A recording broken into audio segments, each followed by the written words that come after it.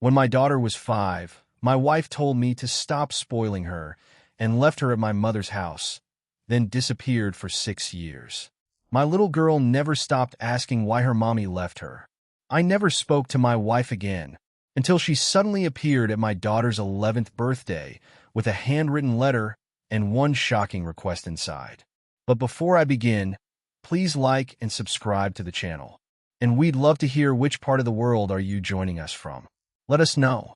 Now let's dive into today's story. Adam Calloway learned the sound of his marriage ending before he ever learned the words for it. It was a small sound, a car door closing in the driveway at midnight, softer than usual, the way a person closes a door when they are hoping nobody inside is awake. He heard it from the kitchen table. He had been sitting there for 2 hours with a cup of coffee that had gone cold an hour ago, and the sound went straight through him. He did not get up. He listened to the gravel under her shoes. He listened to the front door open, then the pause while she stood in the dark hallway and decided how to walk in. They had been married 8 years.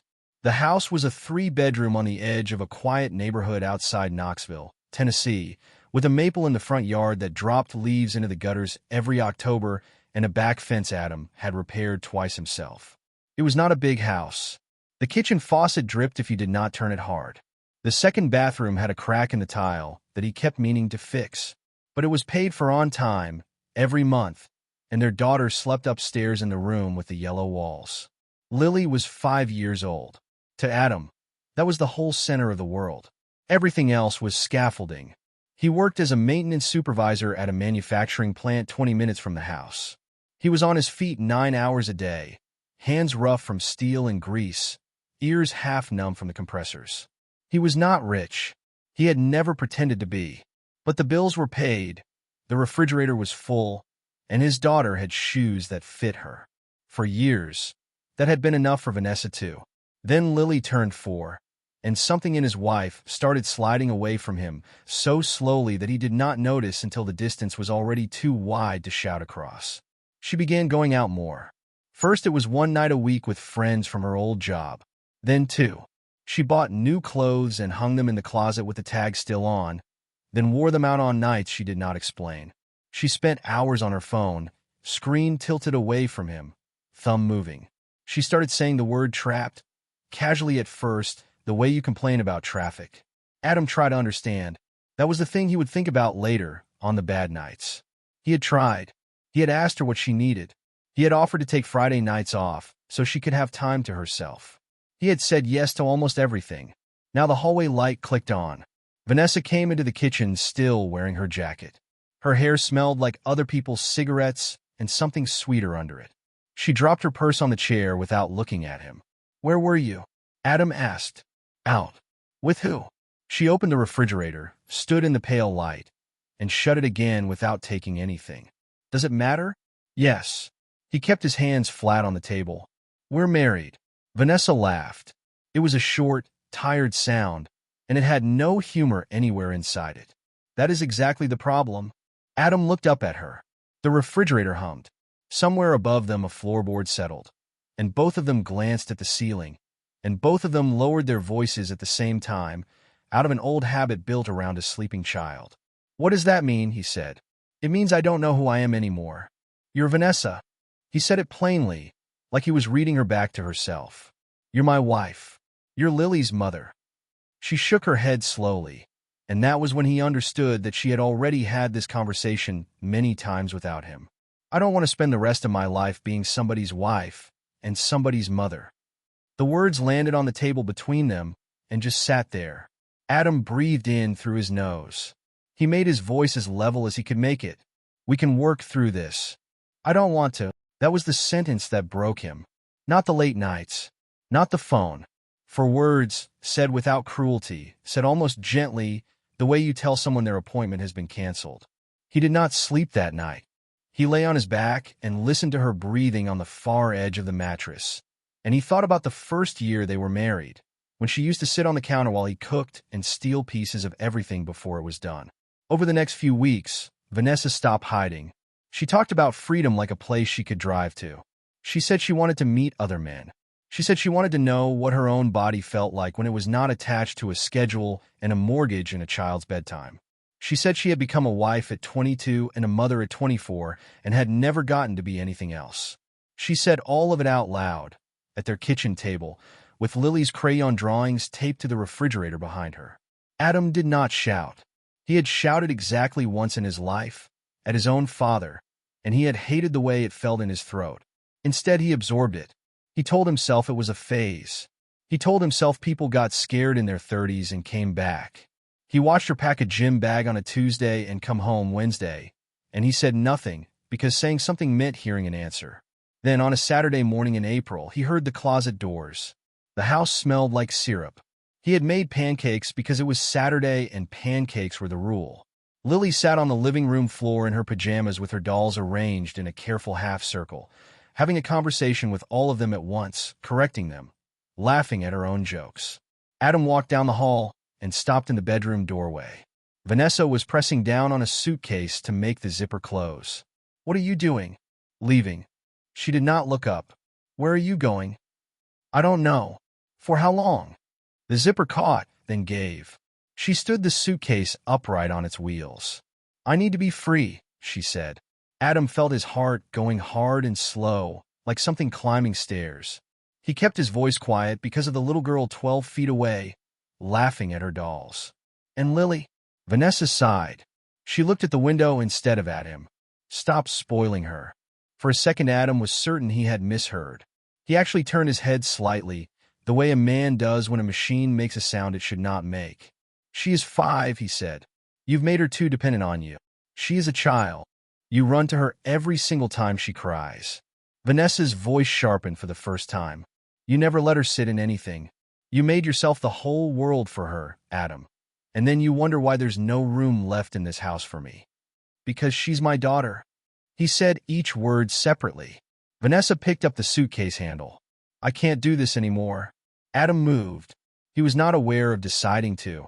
He stepped into the doorway and filled it, and for one moment they stood there like that, a foot apart, the woman he had married and the man who had married her, neither of them raising their voice.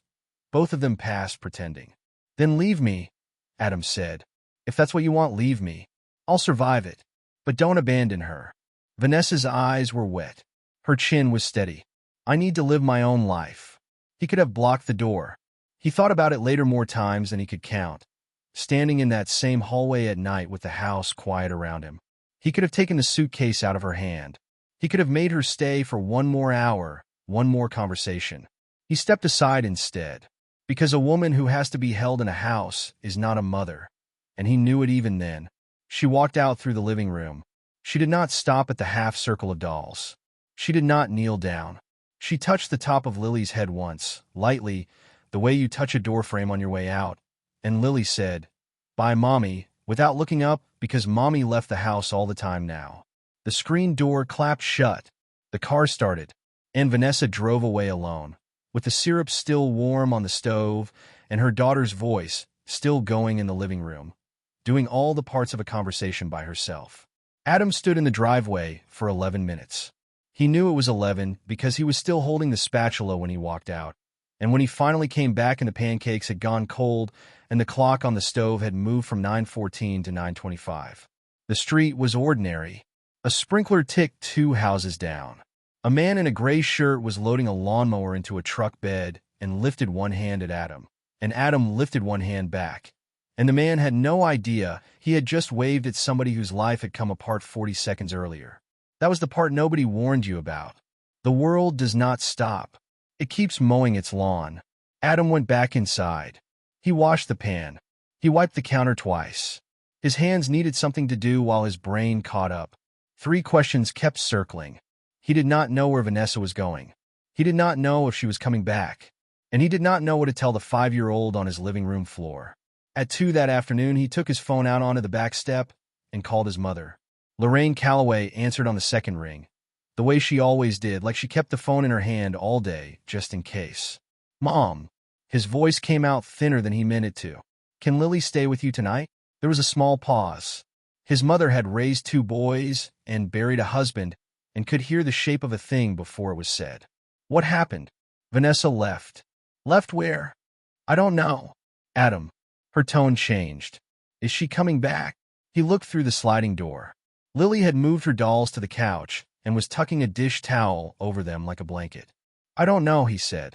Lorraine did not ask another question. She said, 20 minutes, and hung up. She made it in 17. Lily heard the car and was already running before the engine cut. She hit the front steps at full speed. "Grandma!" Lorraine crouched and caught her and held on a beat longer than usual. And over the child's shoulder her eyes went to her son and stayed there. Adam gave a small shake of the head. Not now. Not in front of her. He knelt down on the walkway, so he was level with his daughter. "Hey, Daddy has to take care of some things tonight. You're going to have a sleepover at Grandma's." Lily's face lit, then dimmed, then went thoughtful in the fast way 5-year-olds cycle through weather. "Where's Mommy?" Adam had not prepared an answer. He would never again be caught without one. "She needed some time," he said. "Time for what?" "Grown-up things." Lily considered that. She pulled at the hem of her shirt. "Is she coming back?" And there it was. The first time. He would hear that question in 100 forms over the next 6 years, in kitchens and car seats and doorways, at Christmas and on ordinary Tuesdays. He could have lied. It would have been easy. "Yes, sweetheart. Of course she is." But Adam had watched his own father promise things he could not deliver, and he had decided a long time ago what kind of man he was going to be. "I don't know, sweetheart," he said. "I'm going to find out." Lily nodded like that was acceptable, because at 5, Daddy finding out was as good as it being fixed. She packed her own bag. She put in 4 dolls, 1 pair of underwear, and no toothbrush. Adam repacked it without saying anything and let her carry it to the car herself, because she liked to carry it herself. When the taillights turned at the corner, the house went quiet in a way it had never been quiet before. He called Vanessa at 6:40, straight to voicemail. Her recorded voice, bright and casual, from a version of her that had recorded it 2 years ago in this kitchen. He did not leave a message. He typed one instead. "Please tell me you're safe." The message sat there, delivered, unread. At 9:15 he sent another. "At least tell me where you are. Lily is asking for you." Nothing. He sat in the dark living room with the television off and the dish towel still tucked over 4 dolls on the couch. The next morning her phone was off entirely. Not ringing. Not voicemail. Off. He called her sister, who said she had not heard from her, and who was a bad liar, and who was crying by the end of the call. He called her mother, who said Vanessa was an adult and had a right to her own decisions, which was not the same as saying she did not know where her daughter was. By Monday, Adam understood the situation with a clarity that felt almost like being underwater. Vanessa had not stormed out. She had not been thrown out. She had not gone somewhere to cool off. She had left, and then she had made herself unreachable, on purpose, from her husband, from her family, and from her 5-year-old daughter. She had simply disappeared. The first 3 weeks were the worst of Adam's life, and he had been at his father's funeral. He looked for her the way a man looks for a set of keys he knows he had 5 minutes ago. Everywhere, twice, then everywhere again. He drove to 2 hotels off the interstate and described her to the clerks. He went by her old workplace. He called 4 friends whose numbers he still had, and one of them said, carefully, "Adam, I really think you should stop," which told him more than an answer would have. He filed a report with the police. A tired officer with kind eyes took the details and then explained, gently, that adults are allowed to leave. There was no crime. There was no case. There was a woman who had packed her own suitcase, driven her own car, and turned off her own phone. "She has a daughter," Adam said. "I know," the officer said. "That's not illegal either." He sat in the parking lot for a long time after that. Somewhere in the 4th week, standing at the sink at 2 in the morning washing a plastic cup with a cartoon fox on it, Adam made a decision. He could spend the next 5 years of his life hunting a woman who did not want to be found. He could burn every hour and every dollar and every ounce of himself on the search. And at the end of it, if he found her, she would still be a person who had chosen to go. Or he could turn around and look at the child in the next room. He chose the child. That was not a noble moment. It was not a movie. It was a man in a kitchen at 2 in the morning, holding a wet plastic cup, deciding to stop bleeding out. Lily came home the next day. What followed was 6 years, and 6 years is not a montage. It is 910 pancake breakfasts. It is a fever at 3 a.m. that will not come down, and a plastic thermometer, and a man sitting on a bathroom floor with a wet towel because the tub is the only place a sick child will lie still. It is a hair situation on picture day that a maintenance supervisor from a manufacturing plant has no business attempting, and attempts anyway, twice badly, until a woman at the school shows him how to hold the brush. Adam changed his shift. He talked the plant manager into moving him to the early rotation so he could be home by 4. It cost him money. He never mentioned that to anyone. Lorraine came 3 days a week and did not charge him and did not let him thank her more than once. He learned to make Lily's pasta the way she liked it, with the sauce underneath and never on top. He went to every parent meeting and sat in a chair built for a 7-year-old with his knees up around his elbows. He took her to the pediatrician for ear infections and a broken wrist in 2nd grade. He read the same book about a rabbit so many times he could recite it in his sleep, and once did, out loud on the couch, and woke himself up doing it. He learned the hard skill too, the one nobody lists. He learned to sit beside her when she cried and not fix it.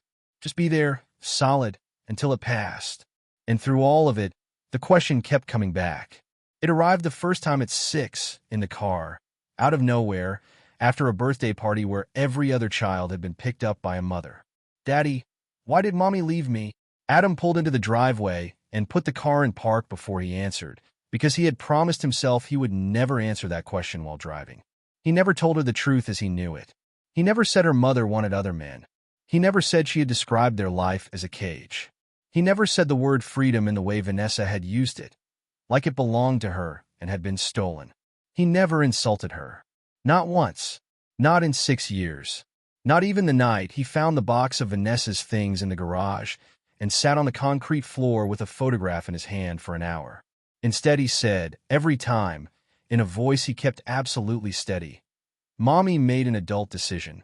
It had nothing to do with you."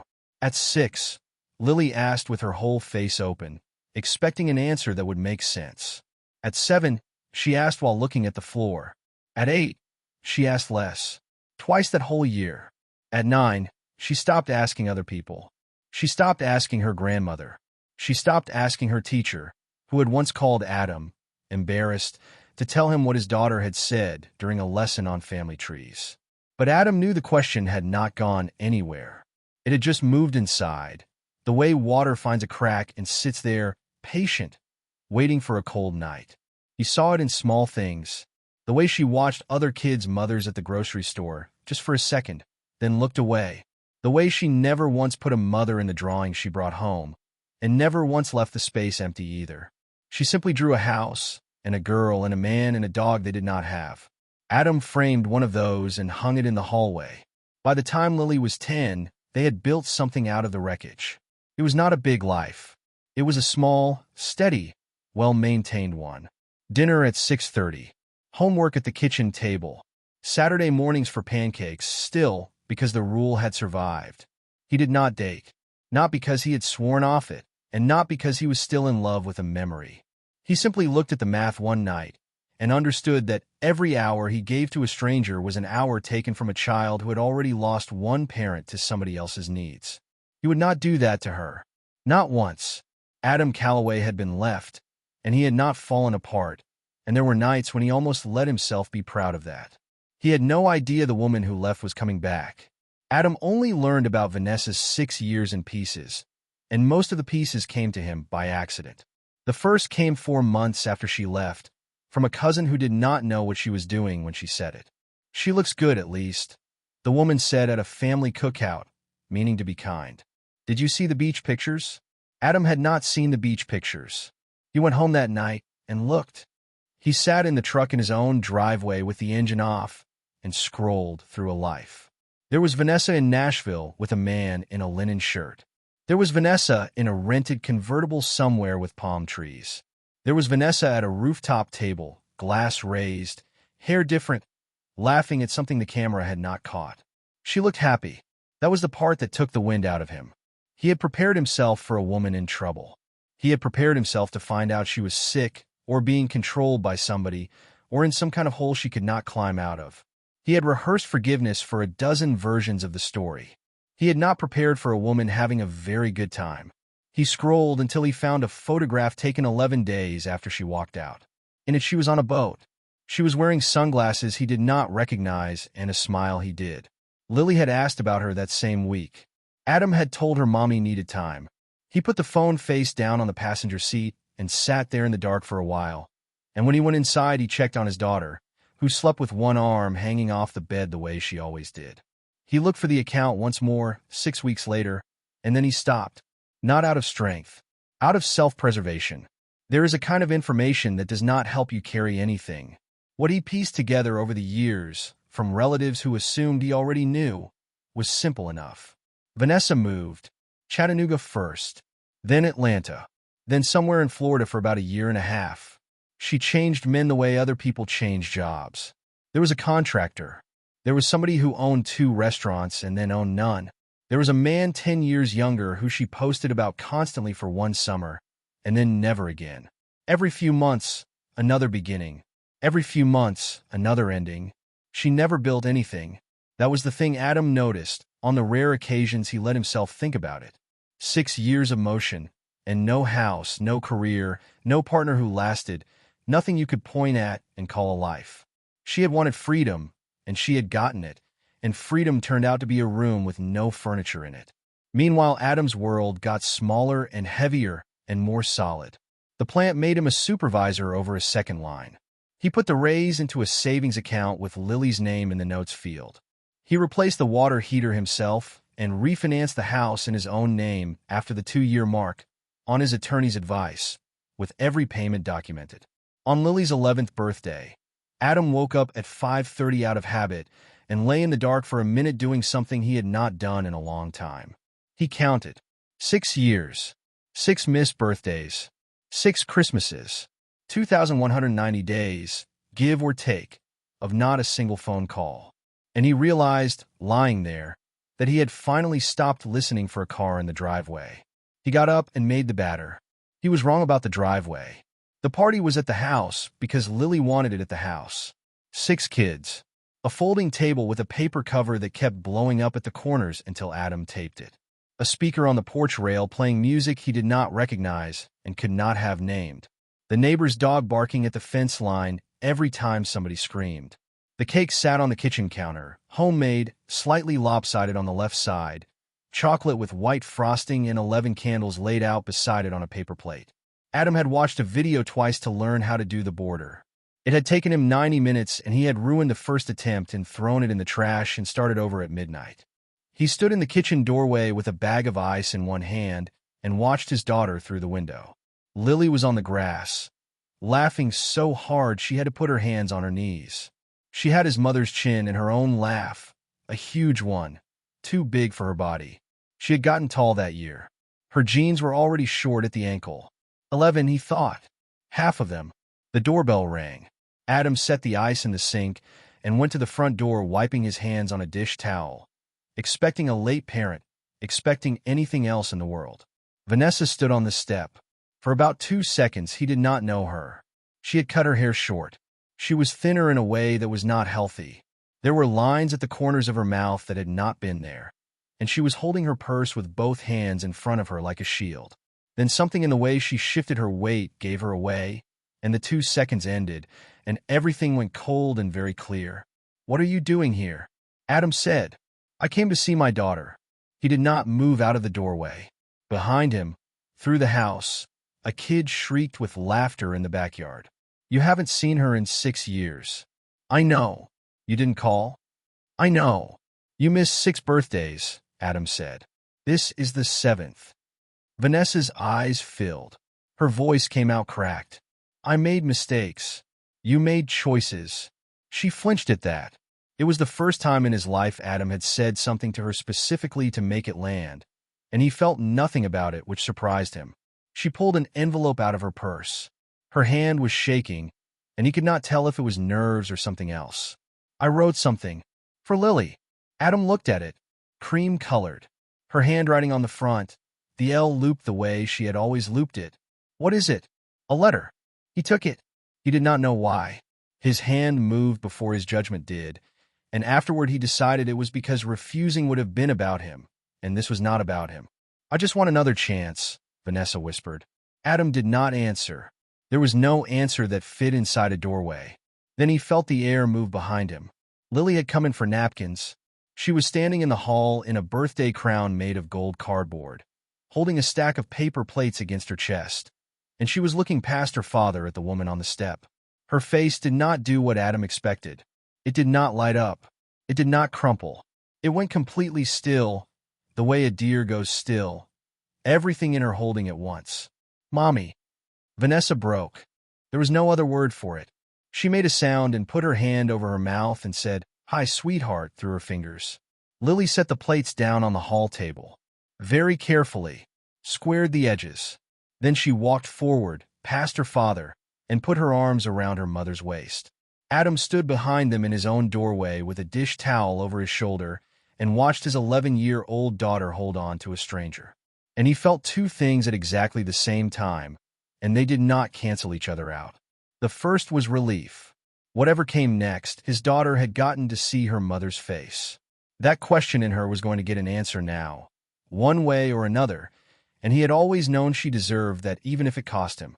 The second was colder, and it arrived quietly, and it did not leave for a long time. Vanessa had not written. She had not called. She had not sent a birthday card from a gas station in 6 years. And then she had shown up, in person, at his front door, with a letter already written and sealed. She had not come to ask if she could come. She had come with paperwork. Adam watched his wife cry into his daughter's hair, and he did not trust a single part of it. Vanessa stayed 20 minutes. Adam let her come as far as the back porch, and no further. She stood at the rail and watched the kids play, and Lily brought her a paper cup of lemonade and introduced her to two friends as my mom, in a careful, testing voice, like a person walking on ice to see if it holds. The other parents watched. One of them, a mother named Rosalie who had been bringing Adam casseroles since the 2nd grade, caught his eye across the yard with an expression that said everything. When Vanessa left, she hugged Lily and said, "I'll see you soon, okay?" And Lily said, "Okay," and stood at the end of the driveway until the car turned. The party ended at 6. The kids went home with cake and napkins. Adam pulled the tape off the table and folded the legs and carried the speaker inside, and Lily helped without being asked, which was how he knew she was thinking hard about something. She waited until 8:30. She was on the couch with the envelope in her lap, and she had opened it at some point, and Adam had let her because it was addressed to her, and she was 11, and it was hers. He heard the paper move. He heard it move again. She was reading it twice. Then she came into the kitchen in her pajamas and held it out. "Daddy, I don't understand." "What don't you understand?" Her forehead was creased in the exact way his mother's creased. "Mommy wants me to live with her." Adam dried his hands very slowly. He took the letter. He sat down at the table, because he had learned that a man reading standing up looks like a man about to do something. "Go brush your teeth," he said. "I'll come up in a minute." She went. He waited until he heard the water. Then he read it. The first page was beautiful. He had to give her that. Vanessa wrote about the day Lily was born, about the color of the blanket at the hospital, about a song she used to sing in the car. She wrote that she thought about her every single day. She wrote, "I was lost, and I am so sorry, and I have changed," and every one of those sentences was written to be read out loud by a child. The second page turned. She wrote that she wanted to be a real mother again. She wrote that she wanted Lily to come and live with her, that a girl needs her mother at this age, that she had so much to teach her that a father could not. Then came the part that was not written for a child at all, and Adam understood that he had always been the intended reader. She needed help getting on her feet. She had no fixed address at the moment. She would need assistance with housing before she could provide the home Lily deserved. She noted, in the flat, careful language of somebody who had been coached, that they had never divorced, that she remained his legal wife, and that she was entitled to her share of the marital home and the assets built during their marriage. The last paragraph was underlined once. "I know I wasn't there, but I am still Lily's mother. I need you to help me rebuild my life so I can give her the home she deserves." Adam read that sentence 3 times. Upstairs, the water shut off. A cabinet closed. Small feet crossed the ceiling. He set the letter on the table and put both hands flat on either side of it and looked at it the way he looked at a machine that had failed in a way that told you exactly what had gone wrong. 6 years of silence. No calls. No cards. No child support in either direction, because there was no order, because there had been no contact at all. And then at 11 she comes back. Not at 7, when a child is easy and small. Not at 9. At 11, when the house is paid down. When the man has a supervisor's income. When the daughter is old enough to be a reason. He thought about the way she had held the purse with both hands.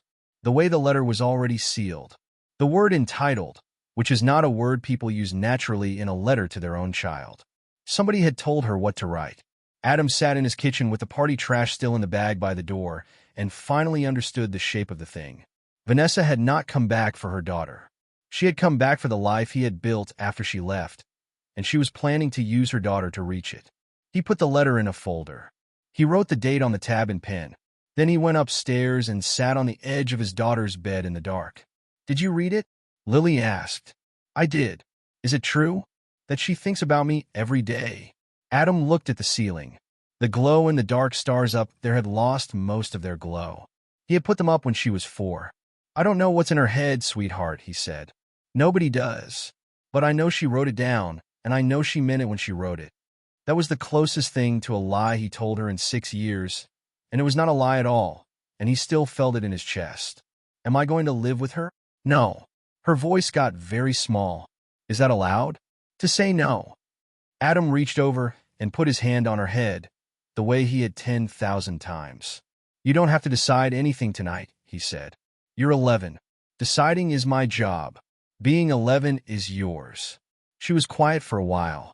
Then, in the dark, "Daddy?" "Yeah." "She smells different than I remember." Adam sat there long after she fell asleep. It took Vanessa 9 days to start telling people her version. Adam heard it first from his own aunt, then from a cousin, then from a man at the plant whose wife knew somebody in Vanessa's family. That is how these things travel. Not in a straight line, in a slow ring around you until it finally reaches your ear from behind. The story went like this. Vanessa had gone through a terrible period after Lily was born. She had been struggling in ways nobody understood, alone in that house, with a husband who worked all the time and did not see her. She had left to get help, and when she was ready to come home, Adam had shut her out. He had kept her daughter from her. He had never really tried to find her. He had wanted Lily to himself. It was a good story. That was what made it dangerous. It was not a wild lie. It was true facts arranged in a false order. She had struggled. That part was real. He had worked long hours. That was real too. Everything after that was construction. On a Thursday afternoon, Adam's phone rang while he was on the plant floor. He stepped into the corridor and pulled off one ear protector. It was Vanessa's Aunt Priscilla. He had not spoken to the woman in 7 years. "Adam, honey, I'm calling because somebody has to say it. You should give Vanessa a chance." "I'm giving her a chance." He watched a forklift back out of the bay. "She saw Lily 2 weeks ago in my backyard. She's welcome to see her again. She deserves her daughter. She abandoned her daughter. Now that's not fair." Priscilla's voice went tight and sweet at the same time. She was going through a very difficult time. So was Lily. The line went quiet. He could hear a television somewhere in that woman's house. Adam did not raise his voice. He never raised his voice. He said it flat, the way you read a number off a gauge. She was 5 years old. She asked me every week for 2 years why her mother didn't want her. I want you to sit with that for a second, Priscilla, before you tell me who deserves what. Adam. Vanessa had a phone the entire time. She had a phone in every photograph. She could have called this house from anywhere in this country at any hour of any day for 6 years, and I would have answered because I never once changed the number. Priscilla did not have anything for that. "You could try to be the bigger person," she said finally. "I've been the only person," Adam said. "I have to get back on the floor." He hung up. He stood in that corridor for a moment with the compressors going and his ear protector in his hand. Then he did the thing that would matter more than any argument he could have made. He went home that night and he started building the file. Not out of spite. Out of a lesson he had learned at 23, taking a deposition on a workplace injury claim, when a company lawyer had explained to a room full of men that memory is not evidence. Adam pulled every phone bill going back 6 years and highlighted the outgoing calls to a number that never answered. He printed the text messages. All of them. including the ones that made him look desperate because he was not building a story, he was building a record, and a record that flatters you as a story. He gathered school enrollment forms with one signature on them. Emergency contact cards where the second line said Lorraine Calloway, grandmother, because there was nobody else to write. Report cards signed by him. Attendance at 19 parent conferences. Medical records. 2 urgent care visits. 1 broken wrist. 6 years of well-child checkups. An allergy panel at 8. Insurance statements showing who carried her. 6 years of birthday photographs. And in every single one, a cake, a child, a grandmother, and no mother. He sorted it into folders in a plastic bin and labeled the tabs in pen, and it took him 3 weekends. Lorraine found him at it one Sunday and stood in the doorway of the spare room with her arms crossed. "You're going to war," she said. Adam did not look up from the stack. "No, that looks like war to me." "It's not war." He squared the edges of a pile. "War is when you want somebody destroyed. I don't want her destroyed." "Then what is it?" He set the folder down. "It's a record, Mom. She's out there telling everybody a story where I'm the villain, and she's the one who got hurt. I'm not going to argue with her about it. I'm not going to say one bad word about that woman to my daughter, because Lily has to live with being her kid for the rest of her life." He put the lid on the bin. "So I'm not going to fight her with my mouth," he said. "I'm going to fight her with the truth, and the truth doesn't need me to be angry." Lorraine looked at her son for a long moment. Then she went and made coffee and did not say anything else about it. The envelope came on a Tuesday, certified, and the mail carrier made him sign for it on a little screen with a plastic stylus. Adam opened it standing at the end of the driveway. It was a petition for child support. He read it twice on the walk back to the house. Then he sat down on the front steps in his work clothes and read it a third time, because part of his brain refused to accept what the rest of it was seeing. Vanessa was asking the court to order him to pay her monthly support for Lily. The filing described her as the child's mother, currently without stable housing, with limited income and no ability to provide for the child at present. It stated that the father had substantially greater earnings. It requested support, contribution toward the mother's housing, and an order establishing a residential schedule that would place the child primarily with her. Adam looked up at his own house. New water heater. Gutters he had cleaned in October. Yellow room upstairs where a girl had learned to read. 6 years he had paid for everything. School supplies. Field trips. The urgent care bill from the wrist. A bicycle. Braces, $68 a month for 2 years. Groceries. Electricity. Every pair of shoes on that child's feet since she was 5 years old. And the woman who had turned off her phone was asking a judge to make him write her a check. He called Vanessa that evening. She picked up on the 4th ring, which told him she had seen the name and thought about it first. "I got the papers," Adam said. Adam listened. Child support. He said the words like he was testing them for weight. "You filed for child support? It's not what you think it is." "Then explain it to me." "Slowly." "Because I've read it 3 times. She exhaled. He could hear traffic behind her. She was outside somewhere. "My attorney said it's standard. If Lily's going to spend time with me, there has to be an arrangement. I can't take care of her in a room I'm renting week to week. I need a place. A real place. And I can't get one on what I make right now." "What do you make right now?" A pause. "That's not really. You earn less than I do," Adam said. "That's the argument, isn't it? That's the whole thing." "Yes." Her voice hardened. "Yes, you earn more than I do. Is that supposed to be a secret? You have a house. You have a career.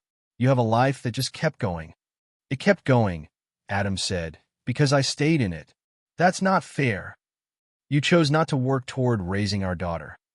"I had my reasons." "You had a suitcase," he said. "I watched you zip it. I was struggling. You have no idea what was happening inside my head that year. None. You were at that plant 12 hours a day, and I was in that house losing my mind, and nobody, not you, not my mother, not one single person ever asked me if I was okay." Adam let that sit. He was not a cruel man. He gave it the seconds it was owed. "I asked you," he said quietly. "In March, at the table, I asked you what you needed, and I told you I'd do it. Whatever it was. You said you didn't want to work through it. Those were your words, Vanessa. I've thought about them for 6 years, so I know them pretty well." The traffic went on behind her. "You were struggling," he said. "I believe that. I believed it the whole time. But you weren't in a hospital. You weren't locked in a room somewhere. You were on a boat 11 days later. Don't. I'm not throwing it at you. I'm telling you why the story doesn't work. A person in crisis doesn't stay unreachable for 6 years and then come back with a filing already drafted. That's not a breakdown. That's a plan. Her voice cracked open then, and for a second it was the woman from the kitchen table. I want my daughter, Adam. Then be her mother. He was standing now, moving through the dark living room without turning on a light. Show up on time. Call on Wednesdays. Come to a softball game and sit in the stands and don't make it a scene. Do that for 2 years and see what you have. I don't have 2 years. I need help now. There it is, Adam said. There what is? You didn't say she needs help. You said you do. Vanessa was quiet. You don't know what I went through, she said finally. Adam stopped in the middle of his own living room. Through the doorway, he could see the hall table where a girl had set down a stack of paper plates, very carefully, before she went to hug her mother. Then tell the court, he said. He waited. She did not answer. He hung up, and then he stood there in the dark a while longer. The next morning, he called an attorney. Her name was Diane Rushkowski. She had been practicing family law in Knox County for 22 years, and after 90 minutes with the plastic bin on her conference table, she took off her reading glasses and looked at him. Mr. Calloway, I have to ask you something, and I want an honest answer. All right. What do you actually want here? Because men come in here wanting one of two things. They want their kids safe, or they want the other person hurt. The strategy is very different depending on the answer, and if you lie to me, I'll find out in about 3 months. Adam looked at the bin. 6 years of it. A stack of birthday photographs with a hole in every one of them. I want her to have a mother, he said. If Vanessa can be one, I won't stand in the way. Not once. I'll drive her there myself. Diane waited. But she is not getting my house, Adam said. She is not getting my daughter's home. She is not getting an allowance out of my paycheck. And she is not getting a court to hand her the 6 years she threw away. She wants a second chance at being a mother. She can have it. She wants a second chance at the life she walked out of. She can build it herself, the way I did. Diane put her glasses back on. Then we're going to file for divorce, she said, and we're going to do it Monday. It was a strange thing to realize at 39 years old that he had been married the entire time. Adam had never filed. In the first year, there had been no money for it and no room in his head. In the second year, he told himself he should, and then a school year started. By the fourth year, it had become a piece of furniture he walked around every day without seeing, like the box of her things still sitting in the garage under a tarp. Some part of him, small and stupid and buried, had probably kept it open on purpose.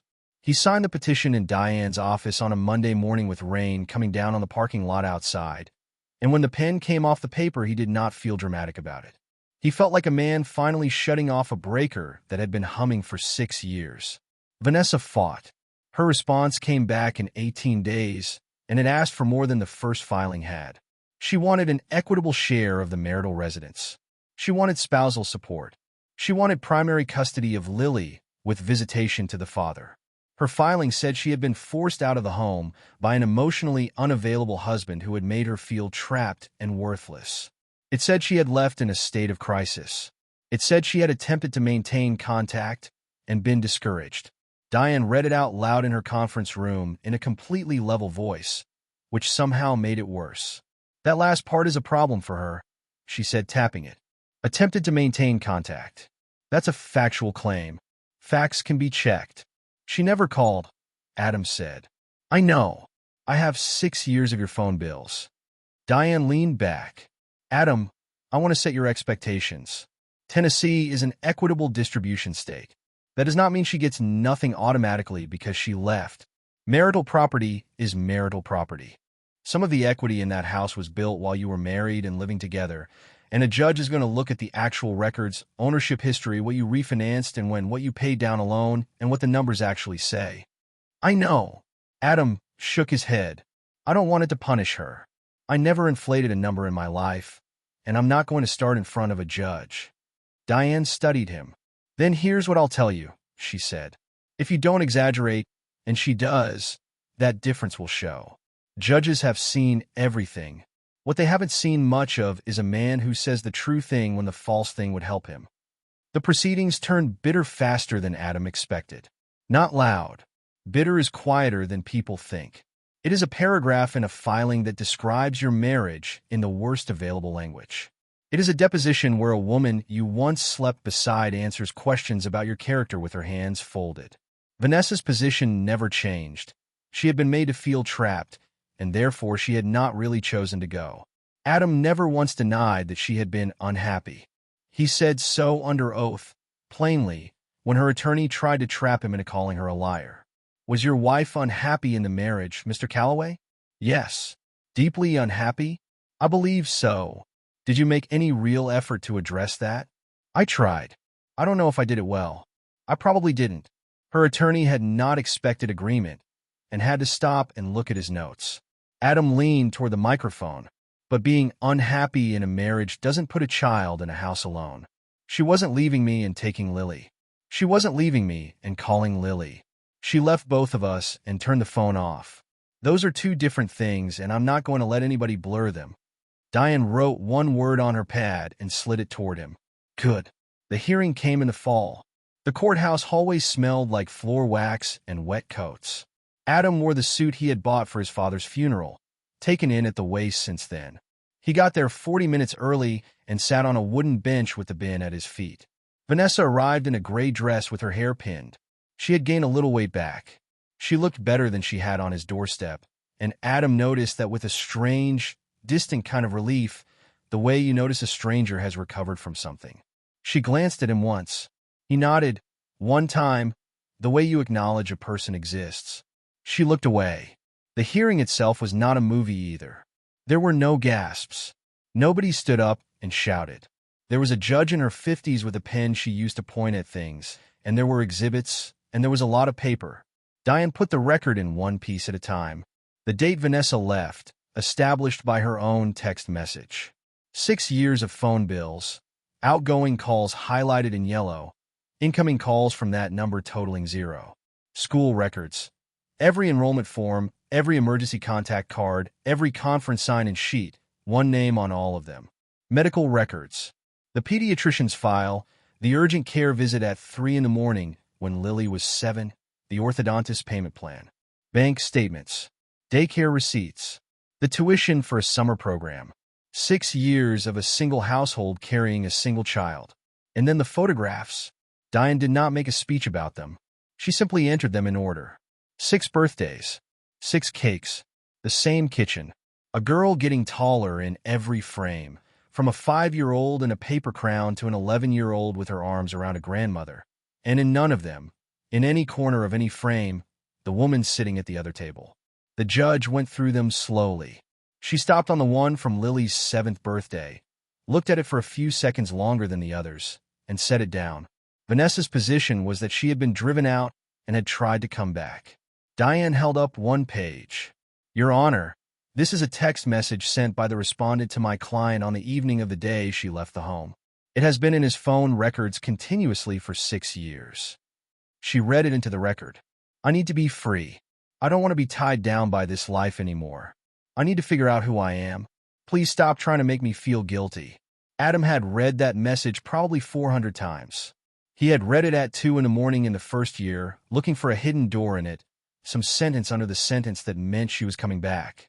Hearing it out loud in a room with a court reporter typing was different. In that room, it was not a wound. It was a fact. Nobody had forced her out. She had told him herself, in writing on the same day, exactly why she was going and exactly what she wanted him to stop doing. Vanessa's attorney tried to soften it. He argued the message reflected a woman in acute distress, not a considered decision. The judge asked one question. Counsel, was there any subsequent communication from your client to the father in the following 6 years? Any at all? A letter, an email, a call from a friend's phone? There was a pause of maybe 4 seconds. 4 seconds is very long in a courtroom. Not that we have documented, Your Honor. The judge made a note. Adam sat with his hands folded and did not feel triumphant. He mostly felt tired, and underneath the tired there was something quieter and heavier that he could not name until he was driving home. It was grief. Not for the marriage. For the 6 years, laid out in folders on a table, that could have been different if one person had made one phone call. The custody question was the one that kept Adam awake. He could look at property. He could look at income. Those were numbers, and numbers do not love anybody. But Vanessa had asked for primary custody, and she had asked for it with real confidence, and Adam understood why. For 4 months, she had been doing everything right in the visible way. She had rented an apartment with a second bedroom. She had gotten a job at a salon. She had shown up to visits on time with her hair done and gifts in bags with tissue paper in them. A phone. A jacket Lily had mentioned once. Tickets to a concert. She had told relatives, more than once, that Lily would choose her. She believed a girl of 11 would look at the mother who arrived with a wrapped box and the father who enforced bedtime and pick the box. The court appointed a guardian ad litem, a soft-spoken man named Everett Boyd who had done this for 19 years, and the judge agreed to hear Lily's wishes in an age-appropriate way, in chambers without either parent in the room. The night before, Adam sat on the end of his daughter's bed. He had rehearsed nothing. He had specifically refused to rehearse anything because Diane had warned him that judges can smell a coached child from across a room, and because he would rather lose than do that to her. "Tomorrow you talk to the judge," he said. "Just you. In her office. There'll be a couch." "I know." Lily had her knees pulled up. "Everett told me. You want to know what to say?" She looked up quickly. "Yeah. The truth," Adam said. "Whatever it is, even if you think it'll hurt me. Especially then." She frowned at him. "What if I say something wrong?" "There's nothing wrong you can say. You're not on trial, and neither is your mother. Somebody's finally asking you what you think, and you're the only person in this whole thing who never got a vote." Lily picked at the blanket. "What if I want to see her a lot?" "Then say that. Would you be mad?" "No." He said it fast, and then he said it again slower so she would believe it. "No. Sweetheart, I have never once told you not to love her. I'm not starting the night before you talk to a judge." She was quiet for a while. "Okay," she said. The next morning the three of them waited in different parts of the same building, which struck Adam as one of the loneliest arrangements he had ever been part of. Lily was in chambers for 35 minutes. What she said came back to Adam later, some of it through Diane, some of it in the Guardian's report, some of it eventually from Lily herself when she was older. She did not say she hated her mother. She did not ask anyone to punish her. She said her mom was funny, and that she smelled like the good kind of shampoo, and that she was trying really hard, and you could tell she was trying, and that made Lily feel bad in a way she could not explain. Then the judge asked where she wanted to live, and Lily, 11 years old, sitting on a couch in an office with a box of tissues she did not use, said, "I want to know my mom." She thought about it. Then she added the rest. "But I want to live with Daddy." The judge asked her, gently, if she could say why. The Guardian's report recorded the answer nearly word for word, and Adam read that page more times than he ever admitted to anyone. Lily said that when she had the flu in 4th grade, her dad slept on the floor of her room for 3 nights. She said he came to every game, even the ones where she did not play. She said he cried exactly one time that she ever saw, at her school concert, and pretended he did not. She said her mom was new and her dad was hers. Then she said the thing that ended it. "My mom came back. I'm glad she came back. But she came back. You have to leave first to come back." Vanessa was told the outcome by her attorney in the hallway. Adam saw it happen from 30 feet away. He watched her put her hand against the wall. He watched her legs go, and her attorney catch her elbow, and a bailiff bring a chair. She kept saying one thing, over and over, and he could hear it down the hall. "But she loves me. She loves me." And the terrible part, the part that Adam carried out of that building and never fully set down, was that she was right. Lily did love her. That was never the question. Lily loved her mother the way you love a photograph.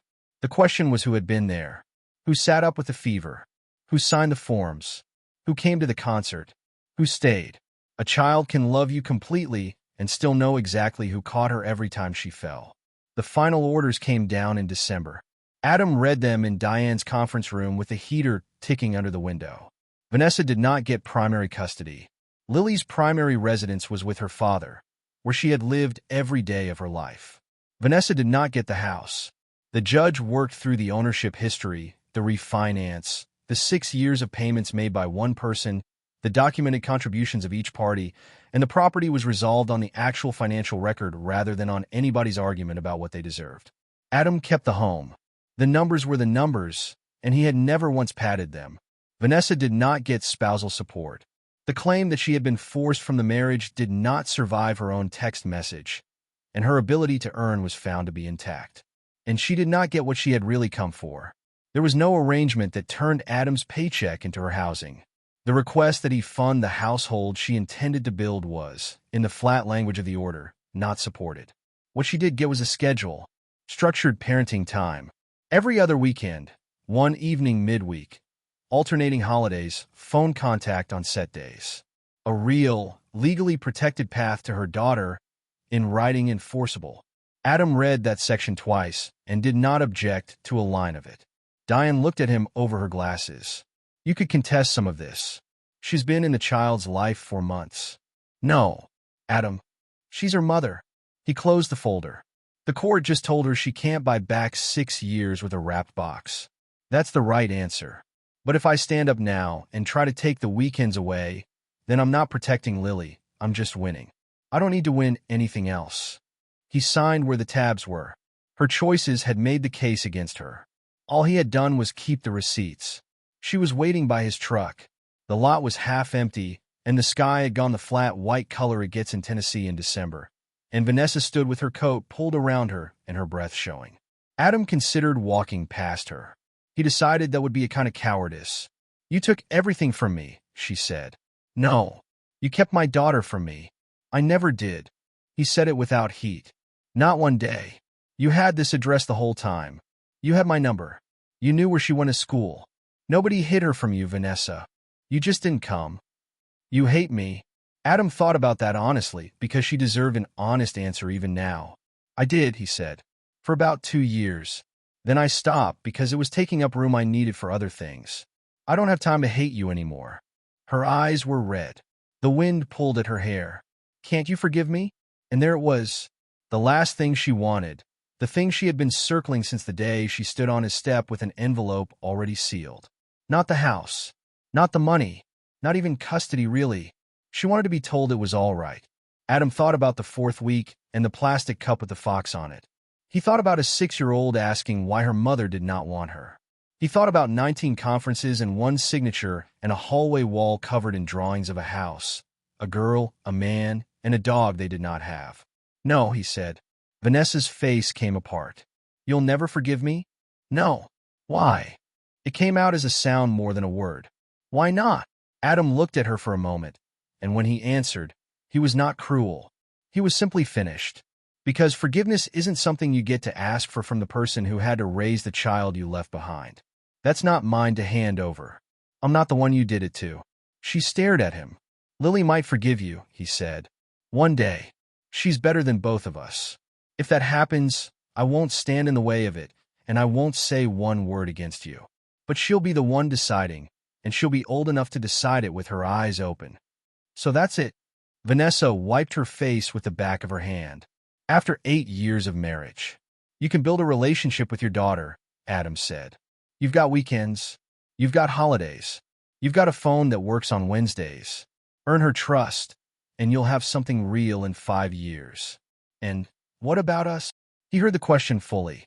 He understood that some part of her had genuinely believed there was a road back, that a house and a husband and a Saturday morning were still sitting there where she had left them, keeping warm. There is no us, he said. He got in the truck. He did not slam the door. In the mirror, she was still standing in the same spot when he pulled onto the road, arms crossed, coat pulled tight, getting smaller. He drove 3 miles before he realized his hands had stopped gripping the wheel so hard, and that his shoulders had come down off his ears for the first time in 7 months. Then he stopped at the store because it was Thursday, and Thursday was when they got groceries. By June, it had become ordinary, which is the best thing that can happen to anything. Lily went to her mother's every other weekend. Adam packed her bag himself and never once made a face while he did it. He put in the shampoo she liked and the charger she always forgot, and he stood in the driveway on Friday evenings and watched a car pull away with his daughter in it. And then he went inside and did the dishes. He never asked her what they talked about. He never went digging. Diane had told him that the fastest way to lose a child is to make her a messenger. And Adam had believed it before she said it. He just listened. Sometimes Lily came home glowing. There was a weekend at a lake with her mother's friends. There was a Saturday when they made a mess of the kitchen trying to bake something, and it came out wrong and they laughed about it for an hour. Sometimes she came home flat. There was the weekend Vanessa canceled at 11 on Friday night because of a work thing, and Lily said, "It's fine," in a voice that was not fine, and went upstairs with her bag still packed. There was the Sunday she came back quiet and finally said at dinner, "She kept asking me what you say about her." Adam kept eating. He gave it a few seconds. "What did you tell her?" "That you don't say anything about her." "That's true." "I know." Lily pushed a piece of pasta around. "She didn't believe me." He did not take the opening. There was one available and he could feel it there, the size of a door, and he let it close. "Eat," he said. "It's getting cold." Vanessa was slowly learning something. Adam watched it happen from a distance across that summer. She learned that being a mother is not an entrance. It is not the moment on the doorstep or the wrapped box or the good weekend at the lake. It is the 57th Wednesday phone call when there is nothing to talk about, and you call anyway. It is the school play with the bad sound system. It is showing up when it is boring and nobody is watching and there is no credit in it. Some weeks she managed it. Some weeks she did not. That was going to be Lily's to live with, and Adam had stopped trying to control it. One evening in late June, they sat out on the porch steps with the heat finally breaking and the fireflies coming up out of the yard. Lily was 12 now, taller again. She had started saying his name the way teenagers do, with an eye roll built into it. "Daddy." "Yeah, I think Mom really loves me." Adam looked out at the yard. "I think she does," he said. "She just didn't know how to be my mom." He turned that over before he answered, because it was a generous sentence, and he did not want to break it. "That might be true," he said. Lily leaned against his shoulder, the way she had done since she was 4, and would probably stop doing in a year or two. "Are you angry?" she asked. "Still. Not like before." "Why not?" Adam looked at the house. The porch light with the moth going around it. The gutter he still needed to fix. The window of the yellow room upstairs. "Because I'm not waiting for her anymore," he said. Lily smiled at that. She understood it better than an adult would have. Then, in the dark, she asked the question one more time, the one she had carried since she was 5, in kitchens and car seats and doorways. "Daddy, why did Mommy leave me?" Adam took a breath. 7 years he had been answering this. The answer had never changed. "Because she wanted a different life," he said. "Was it because of me?" "Never." "Are you sure?" "Absolutely sure. You were 5 years old, and you were perfect, and grown people make their own decisions and then hand the bill to somebody else. That's all that happened here." She rested her head against him. A car went by out on the road. Somewhere down the street, a screen door banged. And she did not ask if her mother was coming back. She did not need to anymore. Her mother had come back. Lily had seen her, sat in her car, eaten at her table, watched her cancel, and watched her show up. She had gotten the answer she spent 6 years waiting for, and it was not the answer anybody would have chosen, but it was hers now, and it was real. She had learned the thing Adam had known for years. Someone can love you and still make a terrible choice. And she had learned the other thing too, the harder one. Love is not only what a person feels. It is what they do, on ordinary days, when it costs them something. Her mother had left when she was 5. Her father had stayed. And when Vanessa came back 6 years later asking for the daughter, the house, the money, and a second chance at the life she had walked out of, Adam had not destroyed her. He had not needed to. He had not said one cruel word to her family or one bitter word to their child. He had simply refused to let her take apart the thing he had spent 6 years holding together. The divorce was final. The house stayed Lily's home. The money he earned stayed where it belonged, in a girl's braces and school shoes and college account, not in a lifestyle somebody else had chosen over her. And Lily had what she should have had all along, the freedom to know her mother without being asked to choose between her parents. There was a time Adam had wanted revenge. In the first year, some nights, he had wanted it badly enough to taste it. In the end, he understood he never needed it. Vanessa was already serving the only sentence that mattered, and no judge had handed it down.